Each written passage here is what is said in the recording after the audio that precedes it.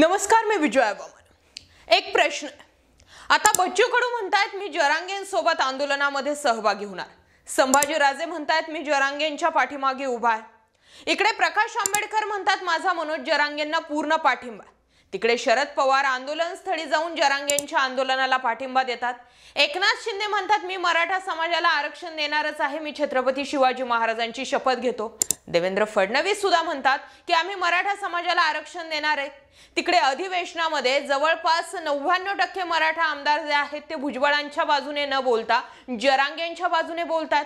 भोसरीचे आमदार महेश लांडगे सुद्धा म्हणतात मराठा समाजाला आरक्षण मिळालंच पाहिजे, माझा आरक्षणाला जाहीर पाठिंबा आहे। मग इतके सगळे जर राजकीय नेते, पुढारी नेते जर म्हणत असतील मी मनोज जरांगेंच्या पाठीमागे उभा आहे, तर मग प्रश्न असा का की शरद पवारच मनोज जरांगे पाटलांच्या मागे उभे आहेत? आरोप तर प्रकाश आंबेडकरांवरही होऊ शकतो, आरोप बच्चू कडूंवरही होऊ शकतो, आरोप संभाजी राजेंवरही होऊ शकतो आणि आरोप जे मराठा समाजाच्या बाजूने आता पुढारी उभे राहू लागलेले आहेत त्या सगळ्यांवरच होऊ शकतं। मग एकटे शरद पवारच जरांगेंच्या मागचा हात आहे असा आरोप का?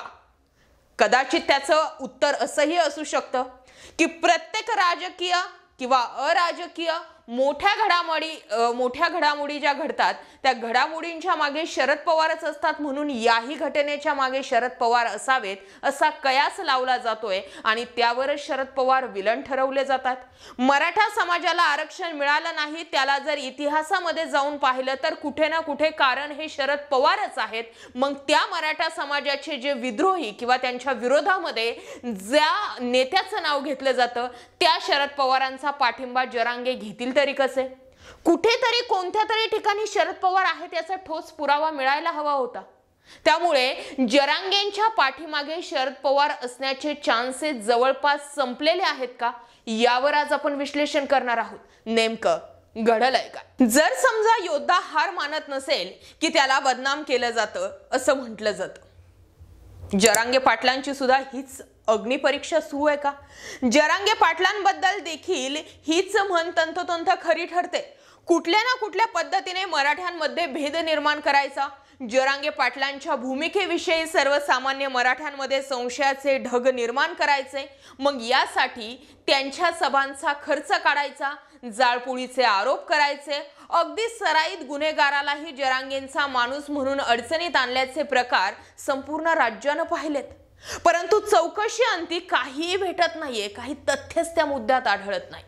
सगळं करूनही काही उपयोग होत नसल्याचं दिसल्यावर शेवटी जरांगे पाटलांच्या आंदोलनामागे शरद पवारच असल्याचं म्हणून काखावर करण्याचा जालिम उपायही अनेकांनी करून पाहिला।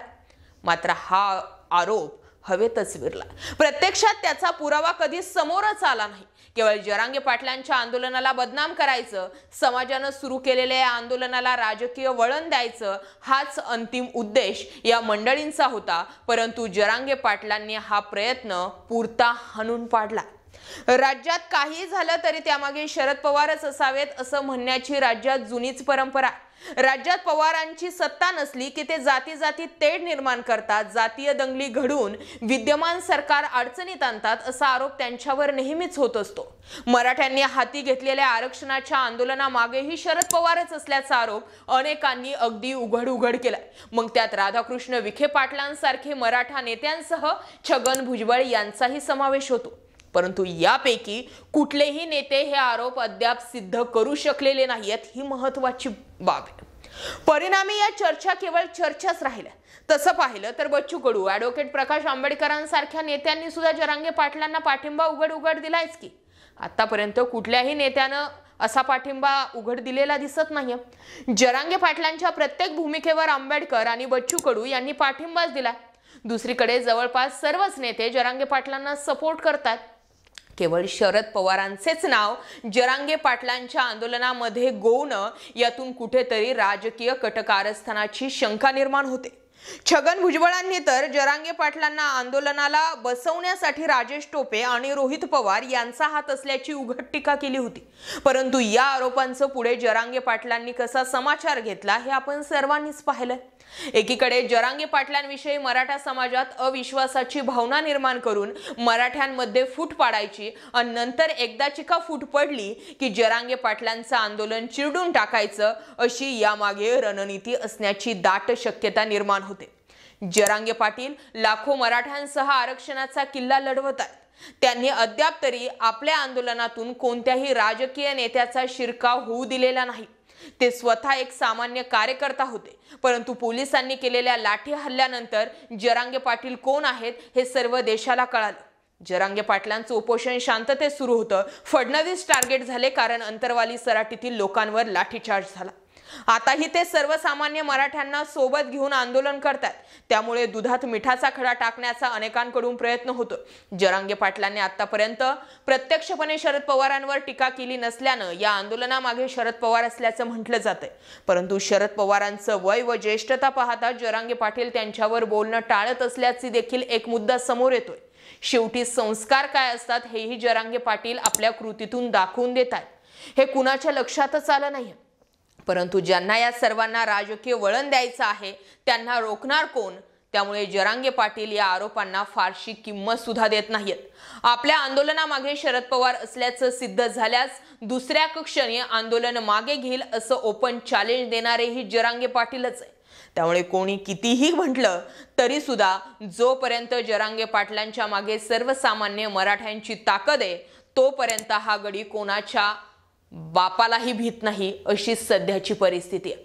यामध्ये तुम्हाला असंही वाटलं असेल जर शरद पवारांच्या वयाचा मान ठेवून त्यांच्यावर थेटपणे टीका होत नाहीये तर मग भुजबळ का?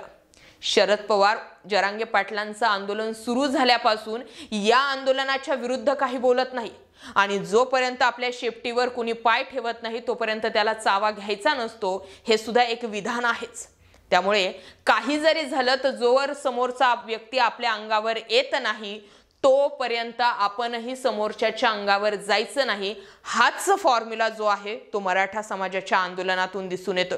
दुसरा एक सर्वात महत्त्वाचा मुद्दा म्हणजे हे मान्य करूनच चालणं गरजेचं आहे की मराठा समाजाला आरक्षण त्यावेळी मिळालं नाही त्याला जबाबदार कुठे ना कुठे शरद पवार होतेच आणि आजच्या घडीला जर मराठा समाजाला आरक्षण मिळत नसेल तर त्याला सुद्धा जबाबदार कुठे ना कुठे शरद पवार नाही तर भुजबळ, एकनाथ शिंदे आणि देवेंद्र फडणवीस राहतील। आणि अनेक वर्षांनी जेव्हा हा मुद्दा काढला जाईल त्यावेळी इतिहासामध्ये जसे मराठा समाजाचे विद्रोही म्हणून शरद पवारांवरती ठपका लागला तसाच यांच्यावर सुद्धा लागू शकतो। त्यामुळे मनोज जरांगे पाटलांच्या मागे शरद पवारच आहेत हे सिद्ध करण्याचे चान्सेस आता जवळपास संपल्यात जमा। त्यामुळे सर्वच जण ओपन जरांगे पाटलांना पाठिंबा देत आहेत कारण सर्वांच्या रणनेत्या कुरघोड्या जेवढं काही जरांगे पाटलांना अडकवण्यासाठीचे षडयंत्र होऊ शकत होते ते सगळे आता करून झालेले आणि त्यामुळे जरांगे पाटील आणि त्यांच्या मागे उभी असलेली मराठ्यांची ताकद मान्य केल्याशिवाय सरकारकडे कुठलाच पर्याय शिल्लक नाहीये। भुजबळ म्हणालेत बेवडा जरांगे, भुजबळ म्हणालेत मद्यपान करतात, भुजबळ म्हणतायत ते सासऱ्याच्या घरची भाकरी खातात। भुजबळ एक कॅबिनेट मंत्री आहेत आणि त्यामुळे भुजबळ ज्या लेवलची टीका करतील त्या लेवलवरून भुजबळांची पातळी सुद्धा लोकांना समजते। जरांगे पाटील रस्त्यावरचा फाटका माणूस आहे। ते काही जरी बोलले तर ते सर्वसामान्यांची भाषा बोलतात। पण छगन भुजबळ तुम्ही जरांगे पाटलांसारखं उपोषण करू शकत नाहीये। छगन भुजबळ साहेब तुम्ही जरांगे पाटलांसारखी 20 एकरची शेती 2 एकरवर आणू शकत नाहीये। भुजबळ साहेब तुम्ही तुमचं घरदार समाजासाठी विकू शकत नाहीयेत आणि हीच सगळ्यात मोठी फारकत जी आहे ती जरांगे विरुद्ध भुजबळ या संघर्षामध्ये जोपर्यंत तुम्ही या गोष्टींचं साम्य करून दाखवत नाही तोपर्यंत तुम्ही जरांगेंपेक्षा मोठे कधीच होऊ शकत नाही। पटलाय हा मुद्दा? या मुद्द्यावरती जास्तीत जास्त कमेंट सेक्शन मध्ये व्यक्त व्हा। जय महाराष्ट्र पब्लिक।